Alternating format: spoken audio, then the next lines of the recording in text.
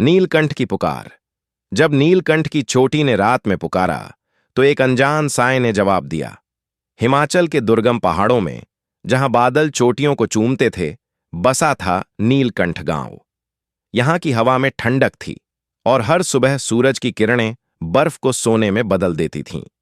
गांव के बीचों बीच एक प्राचीन शिव मंदिर था, जिसके बारे में कहा जाता था कि रात में यहां से एक पुकार सुनाई देती है, कभी सिसकियां, कभी प्रार्थना। ये कहानी है काव्या की, एक 23 साल की लड़की, जिसके लिए नीलकंठ सिर्फ एक गांव नहीं, बल्कि एक रहस्यमयी किताब थी। काव्या एक पुरातत्वविद थी, जिसकी आंखों में इतिहास के प्रति जुनून और दिल में अनजाने का डर था। वह नीलकंठ मंदिर के रहस्य को सुलझाने आई थी। गांव वालों ने चेतावनी दी, बेटी, रात में मंदिर मत जाना, वहां साए बोलते हैं। पर काव्या को लगता था, हर पुकार के पीछे एक सच छिपा है। उसने अपने बैग में टॉर्च, नोटबुक और एक पुराना ताम्रपत्र डाला, जो उसे अपने पिता से मिला था।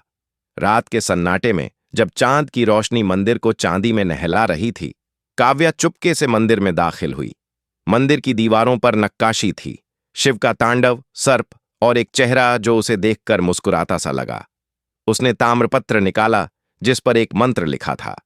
जैसे ही उसने मंत्र पढ़ा, हवा ठंडी हो गई और एक आवाज गूंजी, काव्या, तुमने मुझे बुलाया।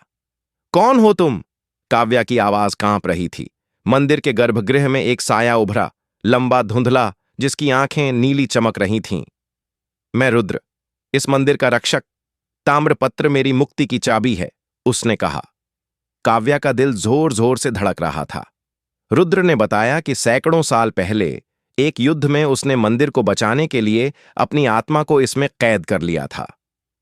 मुझे आजाद करो काव्या, उसने विनती की। लेकिन सावधान, आजादी की कीमत भारी होती है। काव्या ने ताम्रपत्र को मंदिर के शिवलिंग पर रखा। एक तेज नीली रोशनी चमकी और मंदिर हिलने लगा। रुद्र की आंखें कृतज्ञता से भरी थीं। तुमने मुझे मुक्त किया, उसने कहा। अब तुम्हारा सच सामने आएगा। रोशनी थमी और काव्या ने देखा, मंदिर की दीवार पर उसकी परछाई गायब थी।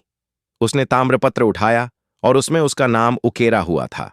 रुद्र की आवाज गूंजी, तुम मेरी वंशज हो काव्या, मैंने तुम्हें बुलाया था। मंदिर गायब हो गया और काव्या गांव की गलियों में थी, लेकिन अब वह अकेली नहीं थी।